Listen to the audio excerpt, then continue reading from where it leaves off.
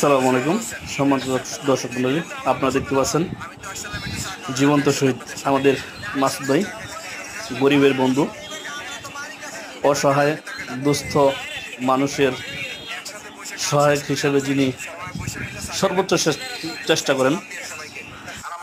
যে দল এবং সংগঠনের মূল উদ্দেশ্যই হচ্ছে আল্লাহ এবং তার রাসূলকে রাজি এবং খুশি করা, এবং তাদের মূল উদ্দেশ্য হচ্ছে দুনিয়াতে এমন কাজকাম করা যার উসিলায় কিয়ামতের দিন আল্লাহ তাআলা নাজাত করে দেন এবং মানুষের কল্যাণে কাজ করতে পারেন।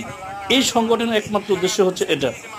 আলহামদুলিল্লাহ, আপনারা দেখতে পাচ্ছেন আমাদের জিন্দা শহীদ মাসুদ ভাই কিছু গরিব অসহায় লোকদের পাশে, ভাইদের পাশে গিয়ে তাদের সাথে চা খাওয়ার জন্য গিয়েছিলেন, তাদের সাথে দোয়ায় মশগুল হচ্ছেন।